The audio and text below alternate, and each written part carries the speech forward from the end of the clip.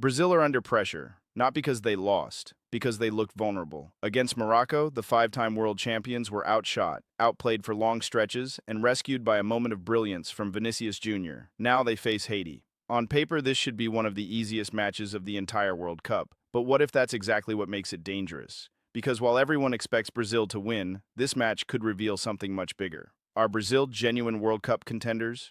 Or were Morocco's warning signs impossible to ignore? Stay with us because by the end of this video, we'll answer the biggest question facing Carlo Ancelotti's team, and it could completely change how you view Brazil's chances of lifting the trophy. Let's start with Brazil. The expectation before the tournament was simple: win the group, build momentum, send a message to the rest of the world. Instead, their opening match created more questions than answers. The 1-1 draw against Morocco wasn't just disappointing because of the result, it was the way it happened. For the first time in 23 World Cup matches, Brazil failed to outshoot their opponent. Think about that.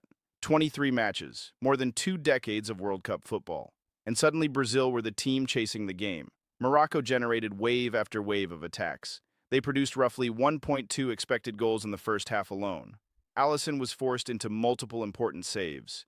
And without Vinicius Junior's moment of magic, Brazil could easily have started their campaign with defeat. That performance has created pressure, not panic, but pressure.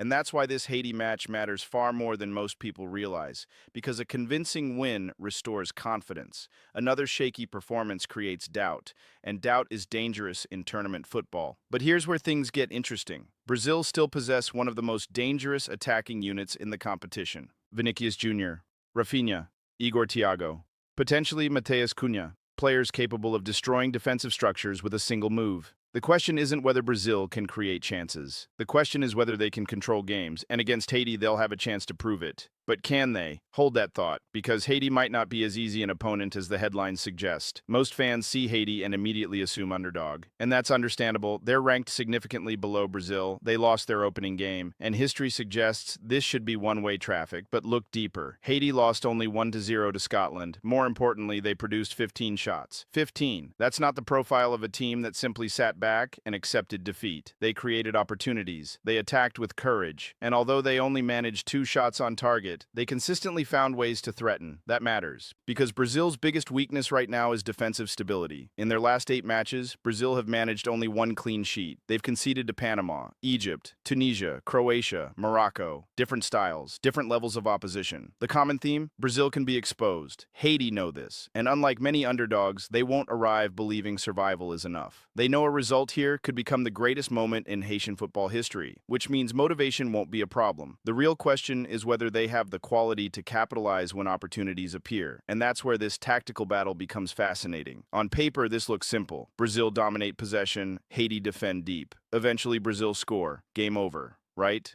Not necessarily, because football is rarely that simple. Brazil will likely operate in a 4-2-3-1 shape. They'll look to stretch the pitch, wide overloads, quick combinations, aggressive pressing. Fullbacks pushing high, everything designed to pin Haiti inside their own half. The danger is what happens when possession is lost. Against Morocco, Brazil's midfield often became disconnected from the defense. Transitions hurt them. Spaces appeared, and Morocco exploited those spaces repeatedly. Now consider Haiti's likely approach. A compact defensive block, numbers behind the ball, minimal space between defensive and midfield lines. Then rapid counterattacks whenever possession is won. That strategy caused Scotland problems. And if Haiti executed effectively, they could create moments against Brazil too. The key tactical question becomes this: can Brazil break down a disciplined defensive structure without exposing themselves defensively? That's where Ancelotti's potential lineup changes become important. Fabinho offers more positional discipline than Casemiro showed against Morocco. Matheus Cunha provides direct movement between lines. Danilo brings experience and balance. These aren't just personnel changes.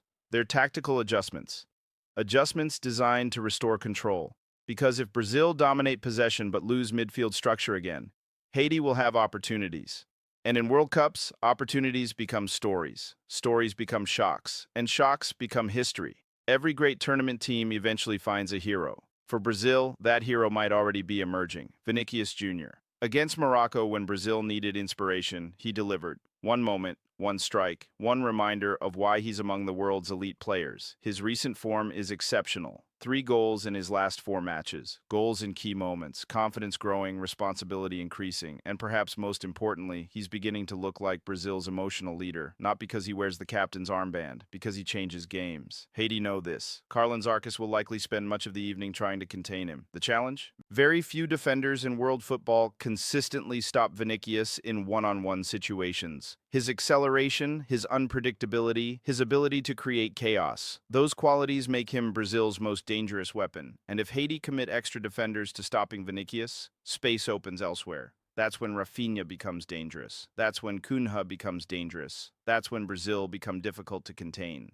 But here's another question. Can Vinicius continue carrying the creative burden, or will Brazil need more support from the rest of the attack? Keep watching, because another player may quietly determine the outcome. While Vinicius attracts headlines, Carlo Ancelotti faces a different challenge, fixing Brazil's defensive issues. The spotlight naturally falls on Marquinhos and Gabriel Magalhaes. Individually, they're elite. Collectively, they've looked vulnerable, not because of poor defending, because of the spaces around them. Modern football isn't only about defending your box, it's about preventing dangerous situations before they happen. Against Morocco, Brazil failed in that area. Midfield protection disappeared, transitions became dangerous, the defensive line looked exposed. If those same issues appear against Haiti, questions will intensify.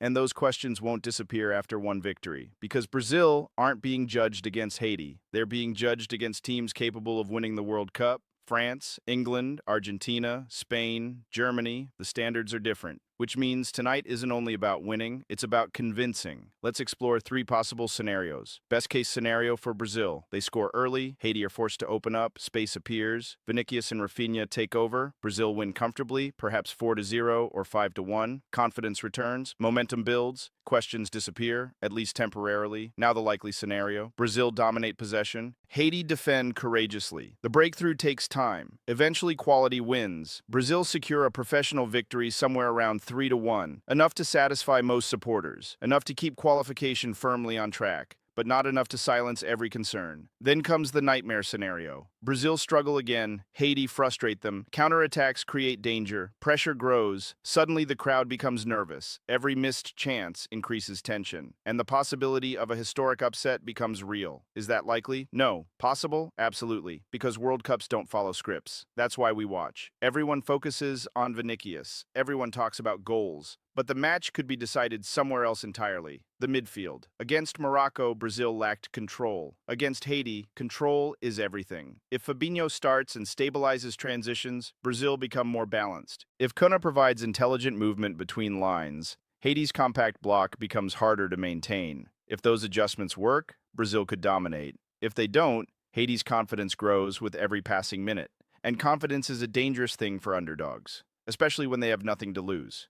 Here's what makes this game fascinating. The scoreline might not tell the full story. Imagine Brazil win 4-1. Most fans celebrate. The headlines praise a dominant victory. But what if Haiti create 10 dangerous transitions? What if Brazil still look vulnerable defensively? The concerns remain. Now imagine Brazil win only 2-0. Not spectacular, not overwhelming, but tactically disciplined, compact, controlled, professional. That performance might actually tell us more about Brazil's championship potential, because winning the World Cup isn't about scoring the most goals, it's about solving problems. And right now, Brazil have problems to solve. This match offers the perfect opportunity. The question is whether they'll take it. So what happens? The quality gap is enormous. Brazil possess superior players in almost every position. Their attacking depth is overwhelming, and Haiti's defensive structure will spend long periods under pressure. I expect Haiti to show bravery. I expect them to create moments. I even believe they can trouble Brazil's defense. But over 90 minutes, talent usually wins. My prediction, Brazil 4, Haiti 1. Vinicius Junior scores.